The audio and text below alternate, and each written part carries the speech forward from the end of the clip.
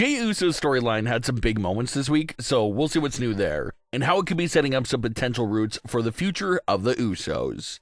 Starting things off with some new developments for the story, specifically with Jey Uso. For the last few months, there's been this narrative and story in place, pretty much a dark cloud hanging over Jey Uso's head. His year started on fire with a Royal Rumble victory and defeating Gunther at WrestleMania for the World Heavyweight title. But ever since dropping the title, things have been slowing down for Jey Uso. He was no longer picking up big wins, but instead losing every big match that came his way. He lost the vacated World Heavyweight Championship match, he lost at War Games, lost in the John Cena tournament, and suffered even more losses in between there. That all led to Jey Uso snapping and throwing everything around at ringside out of rage with his recent failures. Then he had the hated backstage promo with Jackie Redmond, where Jey basically said that the haters were right, and how those world titles belong on Roman's shoulders instead of his own. It was a big moment. Months of ginormous losses for Jey were finally paying off, and resulting in this massive shift in his character.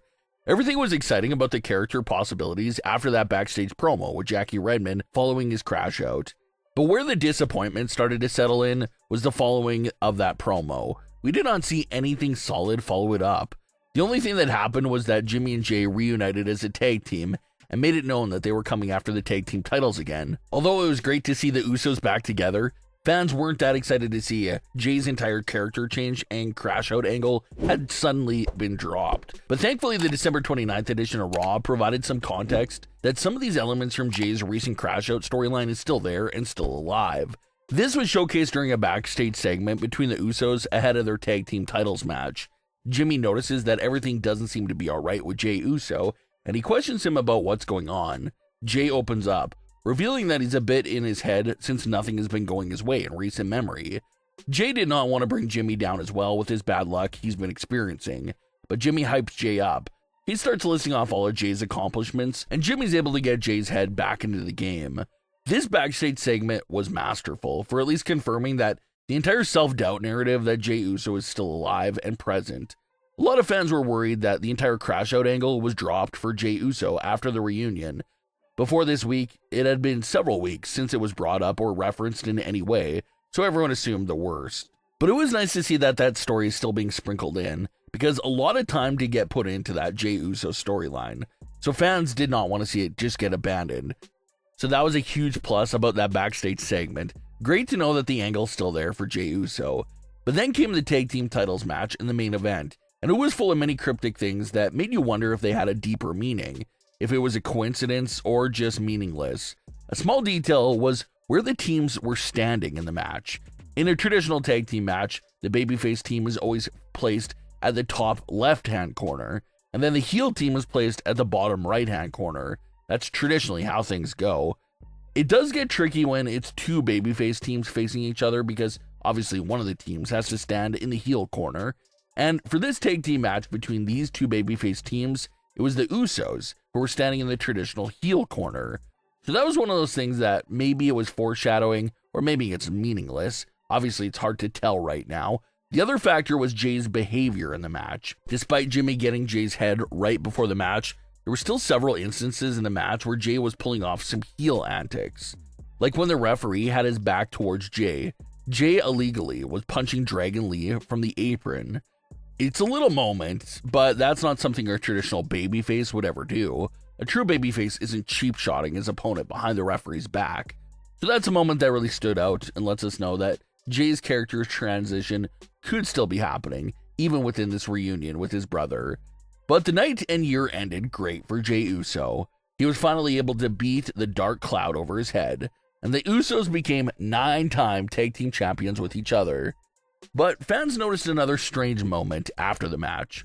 As the Usos were celebrating the win in the crowd, Jimmy Uso is rushing out pretty quickly. It's Jey Uso who's there celebrating with the fans and tried calling out to Jimmy to stay and celebrate, but Jimmy can't hear him and keeps going up the stairs. It was another brief moment, but something that stood out to fans and made them think that there had to be a deeper purpose for that moment as well. Could it be showing that even though they won the titles together for the first time since 2023, there's still some levels of disconnection amongst the brothers? It seems that way.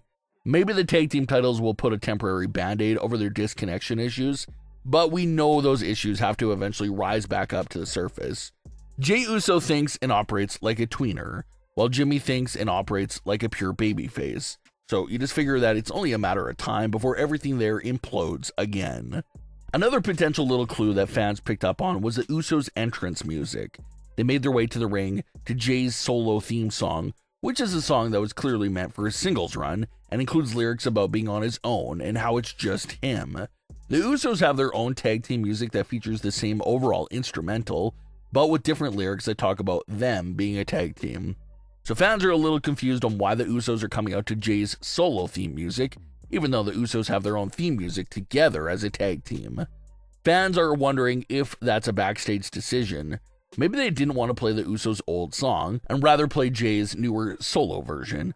Or maybe it's a storyline thing. Maybe Jey's character is shifting to being more self-centered and narcissistic, that he just wants his own music to be played when they walk out to the ring. Maybe Jey doesn't want the old Usos music to be used, and he doesn't want to walk out to the ring to Jimmy's solo music either, so maybe it's Jey's character that's calling the shots there and isn't putting any thought into his brother's feelings about walking out to the solo song. So between the backstage talk, the heel antics, Jimmy walking away, and the theme music situation, there's certainly a lot going on here with the Usos. It's hard to determine right now which of those things are meaningful and significant to the storyline, and which are just pointless. But the Usos are back on top of the tag team division as champions. And the Usos have not been tag team champions with each other since the Night 1 main event of WrestleMania 39 back in 2023. Almost 3 years since their last reign together, but that drought has now ended. Hopefully it's going to be a very exciting run for the Usos this time around, because there's a lot of elements and storyline factors that are involved there. It's still extremely early, and they're most definitely taking a super slow burn route here. But it seems like the run for the Usos can certainly end with Jey Uso finally snapping and fully turning heel, and he could do that by attacking his brother Jimmy himself. Last time the Usos broke up, it was because of an unexpected betrayal from Jimmy Uso. So maybe this time around, it's going to stem from an unexpected betrayal from Jey Uso, who fully loses control of his head and takes it out all on Jimmy.